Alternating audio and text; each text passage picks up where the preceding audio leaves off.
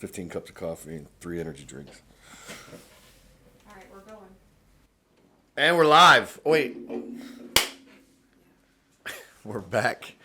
Another episode of Forging Better Humans. We have a special rockstar appearance today from one of our top athletes here at the gym. He's also one of our coaches, one of our main coaches on the floor. Been here for a couple of years now, right? Two years? Probably about 2 years. Close to 2 years. Coach on the floor here. Trains here like a monster every single day. You may have seen him recently on the syndicate, on the CrossFit syndicate floor. That was, 2 weeks ago? Yeah. I think he did very well. Where he's going to talk about that a little bit here, where he entered into this particular workouts. That weekend looked a little rough at first, but they fought their way right back up into the top third spot, which was super cool to watch. I'm pretty pumped and proud that he's here. Proud of his success in CrossFit. So I'd like to hear, some of his journey on, what he's all about, where he came from. I mean, obviously he's young. If you look at this pretty face, the dude's got like hella work ethic for somebody his age. And, I think some of our listeners would appreciate hearing, where that came from. If you got any ideas to kind of help pump some people up on stuff like that. But kind of take it away. This is Esteban. He is going to talk about Esteban. Well, my name's Esteban Ospina. I'm 25 years old. I was born in Cali, Colombia, so in South America. I'm not Mexican. You're not? No. I thought that was like people all get just one big confused, but country. no, I'm Colombian. Okay. So, yeah, I started CrossFit when I was around 16, 17 years old. My first open was in 2018. That was my first open. I was still a teen. I was still 17. Didn't make it to the CrossFit Games as a teen. Wouldn't expect to make it. It was my first year, Right. But my journey started there and kind of took off at around after COVID. I started taking things seriously, just dialing in every aspect that I could. That was recovery, that was nutrition, and that was buying the stuff that I needed. Not just like, hey, can I have your jump rope for this session, Instead of, I bought my jump rope, I bought my knee sleeves. I was investigating all about what was the best ways of improving in your fitness. I was investigating how to get better at nutrition, just understanding why I needed to eat this amount of food or this type of food, So I feel like the thing that got me ahead of the most people in CrossFit was more about understanding why I did things in the sports aspect, the nutrition aspect, and the recovery aspect. I feel like before I started doing all of the understanding it, I would just do it and not really understand why. And the benefits would be there, some of them, but not like full capacity. Right. So now that I understand the intentions, even of I can put a simple 3-rounder of running and toast a bar, and then some person could really just attack it a different way instead of the real intention behind that workout. So everything in life I feel like has an intention to it, and if you're just doing stuff to just do it, you're not going to get the full benefits of it. So that's what shaped me as an athlete. When did you make the decision to go from Colombia? You came up through Miami or something, right? Yeah. So I crossed the border. No, I'm just kidding. Was it? No, I kid. My dad is actually American, so that's why I have my dual citizenship. Yeah. But yeah, and weirdly now my dad lives in Colombia and my mom lives here, so they switch spots. Yeah. But yeah, it was in 2021. So COVID in Colombia was super annoying. You couldn't leave the house basically. Right. You needed at the end of your ID, you would get a number, and if that was even, you would go out Mondays, Wednesdays, and Fridays, let's say. And if that was odd, you would leave Tuesdays, Thursdays, and Saturdays. Really? If not, they would how do you say that? Give you a ticket. Right. Yes, give you a ticket for you to pay money if you left on those days. Left your house. Yes. Holy shit. Yeah, and at the beginning, it would be maybe 1, 2, and 3 left Mondays, and then it was you would only leave 2 days a week. and that would just be to go to the grocery store and buy something and come back. And that's not going to the gym or anything like that. Not That's going like to the doing gym. your Yeah. responsibilities. But my dad, he has a CrossFit gym in Colombia, and we brought some of the stuff from the gym to the house, and we started working out a lot. But then I was just like getting super annoyed of like not being able to train good, and then I saw my friends in Miami, and they were like training normal. Like Right. COVID started in February, and they were training normal in June. Yeah. And I was still in 2021 not being able to leave my house. Oh, it's got to drive you nuts. Yeah, I know we and- had a couple states here that were like that, but Florida was never really. Yeah, Florida was not like that. And then I was like, you know what, I'm leaving this. And I came here. I started training with Noah Olsen, Yeah. a couple, and my friends, and then we made this little group, and then we had like a group session every single day, and it just got like really competitive, really good energy. And that's when I came here. That was Peak 360. Pick 360. Yeah, that's my brother went there for a while with around same. I think Noah was there with him too. But yeah, those were good times. So then you made it up here to Ocala, right? So I think your mom was up here or something. Yeah. You relocated up here and started training here at the gym. You kind of just came in just looking for a place to train, but eventually just rolled into the coaching role, which has been a huge benefit for a lot of our guys here.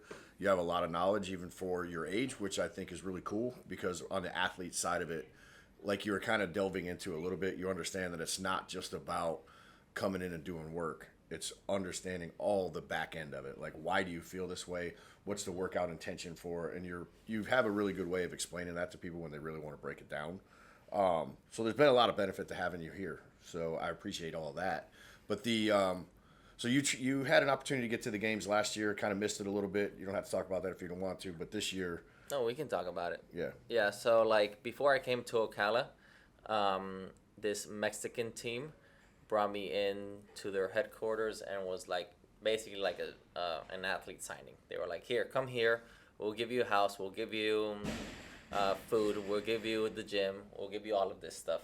Right. And I went there, and basically, yeah, it sounds pretty good, but not. It was like obviously not super like luxury or whatever. It was more like basic stuff. No AC.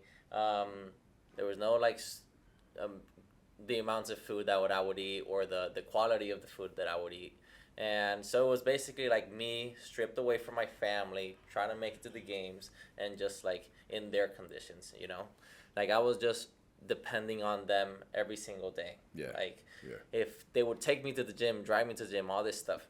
But at that moment, I had like one clear goal, the games. That was Yep. it. I wouldn't care what I was living in that moment, but I wanted to make it to the games. Well, they had this camp. I don't know if like this type of thing might get people mad, but like in this camp, they would basically tell their athletes that it was like okay to do some drugs, basically. Mm-hmm. But we didn't know that. I didn't know that until they told me after the fact that they were caught and then one was positive, and that's why we got denied to go to the CrossFit Games. So This was after you qualified, though. yes, Too, right? so Yeah. we didn't know. I didn't know any of this. We just went in there and we thought everybody was cool, you know, obviously. Like, that's something, if you did something, I feel like that's something you would say if you're going to be part of this team because there are going to be some checkups, you know? So we had a really good team. We ended up qualifying through West Coast Classic. We got third, and five teams were qualifying. I celebrated. It was super fun, you know. And then after 3 weeks, the email came in and said, well, Esteban, you're negative, you're good. But this girl is positive. Oh, shit. So the whole team is out. Boom. And then they tried to like appeal it, but at the same time, the girl was like, yeah, I did it. Oh, man. Like, what are you going to try to appeal when you know you did it, you know? Like, Yeah. it was the exact drug that she took. It was right there. So she was like, I did it. And then that point, I was like, I told her, well, that's horrible. Like, and Where's my phone number? I was thinking of maybe staying there and making another team in that gym, because that gym was from this guy that was like his only mentality was to take a Mexican team to the games. Okay. So he made this gym for like athletes. Right. Like doing his own draft and like bringing in his own people. Yeah. So the gym was huge, cool. and like it was like super, like if you want to go compete, this is the gym you want to go to, right? And then okay, and then but the only thing I wanted was them to take some responsibility, or the girl most of all take some responsibility. And she didn't want to. She was kind of hiding, not posting it on Instagram, and I was like, and I just posted something on Instagram. Blasted it, and then I left. Did kind of like a trip to Colombia, competed, visited Argentina, visited Puerto Rico, and then came here to Ocala. And then I was like searching places. I had already came here, searched some gyms, and then I started looking at all the gyms and their Instagram, and I was like, Iron Legion is the move. Like, yeah. What I look is for the gym that has the most amount of equipment, and not the most amount in like quantity, but like different types of equipment. And here I found like all the stuff that could potentially even be at the games. So I was like, wow, this is the move. Like, where am I going to go to another place, Right. And that's when I made it here to Iron Legion. Yeah. And then you were like, you taken a couple competitions pretty quickly. I mean, you were, as an individual, yeah. I mean, ACC looked like a walk in the park for you. You've been to a couple of other ones since then. I mean, obviously that's grassroots compared to most of the shit that you've gone to and won, but like, super impressive. But like, let's talk about now. You went to qualify as an individual for CrossFit Games, and from what I understand, like when you flew to wherever you went, you got off the plane with the flu. Yeah. And you had to like battle it out on the floor. Like, yeah. It's not like you could just throw in the card and say I'm sick, I can't do it, right? Yeah, so the last time I competed in Brazil, which was like the place where I would qualify as being Colombian, was 3 years ago, and I placed 16. In that moment, I made a shift in my training that I was like, I used to be this conditioning gymnastics base athlete, and I was like, if I want to make it to the games, I need a minimum of my snatch or clean and jerk PR Yes. or back squat. There's like this minimum of strength level before it becomes fitness or just conditioning or aerobic base in CrossFit. So that minimum probably is like 280 snatch for you to get to the games, Yeah, I think that's true. That's about right. So I took like a year and a half of just like pure strength work, not putting any conditioning, and not going as an individual. Because like going as an individual is just like slightly harder than as a teams. Of course. So what I did was just like pure strength work. Just like some people just want to do the like train and have fun, but you need to prioritize some stuff. And for me, I needed to prioritize being strong. I got strong, and then I also balanced it out, making my conditioning again better. So now I improved as an athlete. Something that if I would have kept doing conditioning and gymnastics, I wouldn't have improved as an athlete at all. I would have improved my conditioning, but as a full athlete, I would have been with a lot of, what would that be? Like holes. A lot of holes in the boat. So now I'm a well-improved athlete, and I was like, this year is the year that I can make it as an individual. And then I flew into Brazil. I was feeling really good before Brazil. I went to won Waterpalooza as a Latam, so I beat like a bunch of guys that I was going to compete over there. And then I got to Brazil, and this really flu got me. And first 2 events went horrible. The flu was really bad. Then the next few events were slightly less duration and not that hard, so I was kind of like able to still express my fitness even though I was still sick. So I feel like if I wasn't sick, I was right there. Like I got 6 and 2 spots would qualify, and I came back from 20th. So yeah, it's not bad. 6th, you said? I got 6. Climbed up to 6th. Okay. Yeah. So I'm pretty proud that in 3 years I still improved 10 spots, even though that I was sick. So the goal for the next year is obviously qualifying as an individual. Yeah. I mean, you're on the right trajectory for Yeah. sure. So then you took team, right? So you headed out to Knoxville. Yep. You want to talk about that a little bit? Yeah, Knoxville. So a couple cool things about Knoxville, or the team with Knoxville, is one of the teammates, her name is Allison Scuds. I met her 10 years ago when I went into Peak for the first time. I was like a fanboy, took a picture with her and all. We all were. And now I get to make a team with her, so that was pretty cool. She had never made it to the games, and I had never made it to the games, so we kind of helped each other make it to the games. That's cool. Yeah. Lena, our other teammate, she's actually my best friend's wife. And my best friend is 1 month apart from me. I'm older than him by a month. And my daughter is 5 months older than his daughter. That's cool. Yeah. So we're 2000 and our kids are 2025. That's pretty cool. That's pretty cool. Yeah. Yeah. And the other teammate, his name is Raph. Met him in a couple competitions, and he's Allison's husband. So we're all like a pretty good family-packed team. We went into the competition. We had really good strategies. We had some tough judges. So for some events, the judges were pretty harsh on us. We were checking the other teams, and we felt like they weren't holding the same standard they were holding against us. But that's part of the competition. You just need to be, if we were slightly fitter, it wouldn't even matter, you know?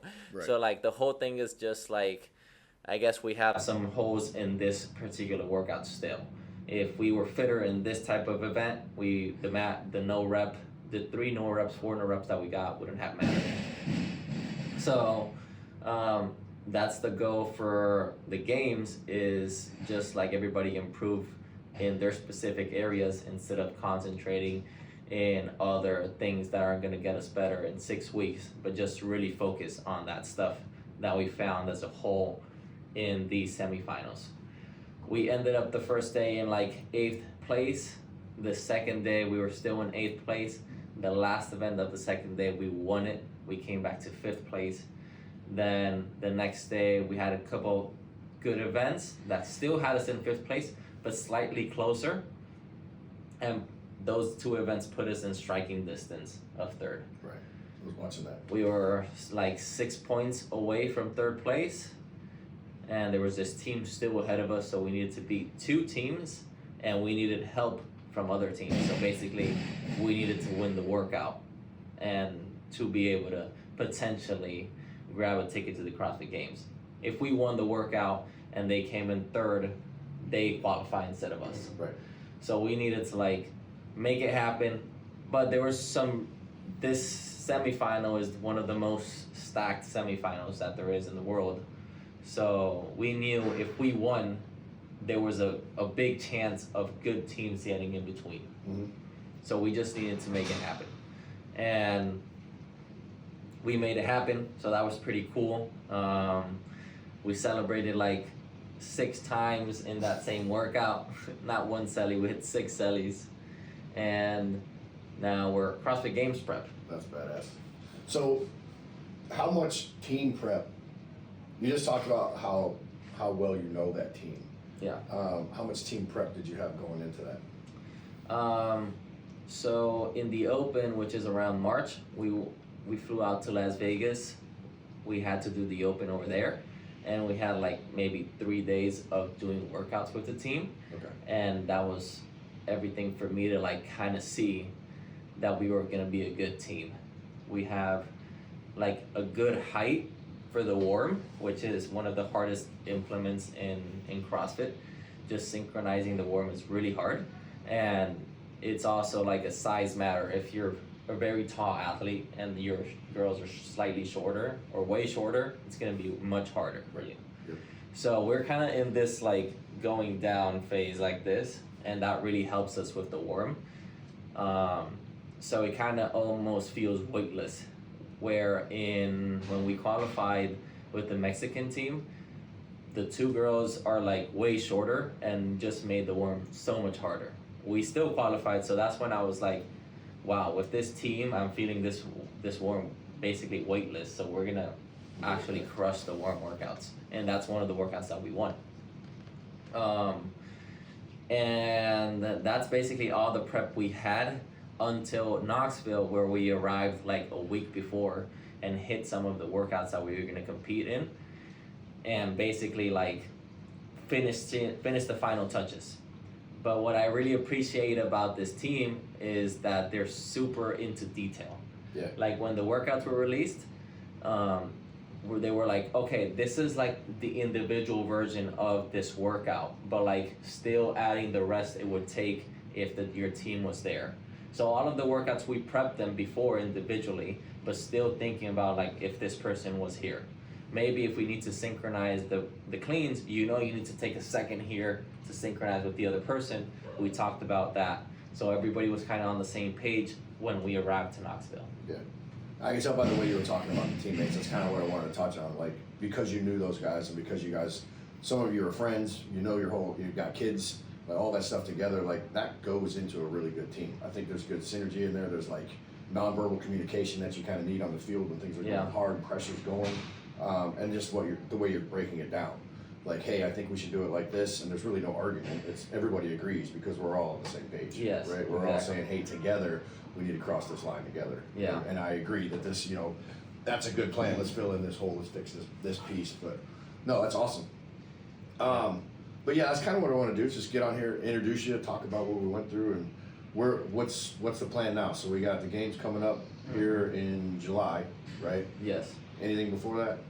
Nothing before that. I am going to head to Miami in July to train with the guys, hit a couple CrossFit Games workouts that we're gonna see from past years. You guys from your team or just? With the team, with the teammates. Okay. They're gonna fly from Vegas to Miami, where I'm gonna see each other over there and have a good training sessions. Cool. And then before the games, we're gonna do the same thing as we did in Knoxville a week before. If the workouts are released, kind of hit some preparation on them, hit some synchronization in some of the movements that they throw at us, and that's basically it. Right now, I feel like, I don't know if you've seen it, but like last year I wasn't competing as much as I did this year. Right. Yeah, you were kind of standing down a little bit. Yeah. Well, intentionally. That was your plan. Yeah, that was my plan. Yeah, and this year, like, there were so many competitions just thrown at me, and I said, yeah, I'll go, and then I kind of saw the dates, and it was like, wow, this is too many. Yeah. And I still did it. It went pretty well, but my body right now is like feeling it. Like I'm super tired. My tendons are just like super aggravated. So what I've been trying to do this past week or past weeks is just like getting like taking a little bit more care of my tendons and ligaments. Yep. Instead of like pushing all the way. Maybe the conditioning I would keep it the same, but in terms of like strength pieces, just like more lighter weight banded resistance stuff to get a little bit stronger. Yeah. Before I really head into games training. Like, I think I'm gonna go a good month of like hard work, but this next few weeks I'm gonna take a little bit like maintenance. Yes. Yeah. Because I think I was pretty good with the team. Like, I don't know if I need to improve so much on this stuff, Right. So like, if I get there and I go super hard and I get there and my knee is hurting, and now I can't be the one that's taking the squats for the team because of my knee, then that's a problem. So I'd rather take care of it right now than just like improve my fitness drastically, which isn't gonna improve in 6 weeks. No. So much more, Right. No, that's a good plan. It's a solid plan. I mean, you got to have that downtime, that maintenance and recovery time, and then start ramping things back up closer to the comp. Yeah, for sure. I mean, you have plenty of time. Well, I would say plenty of time, but you got time. Yeah. enough. Yeah, you got enough time, for sure. All right, guys. Well, that was Esteban, or Big E, as I like to call him, here at the gym. So hopefully we'll have him on again here soon, talking about his CrossFit Games win, or even his CrossFit Games experience, but I'm pretty sure it's going to be a win. So, but we'll catch you guys on the next one. Anything else you want to add? Let me shout out some people. Do it. Let me shout out Olivia, which for people that don't know, that's my daughter. Let me shout out Sasha, my parents, my family, La Banda, La Muchachada, the Bomb Squad, the Zesty Boys, and B Fitness. I feel like my man's like 25 years old. I like it. All right, guys, we're out. We'll catch you on the next one.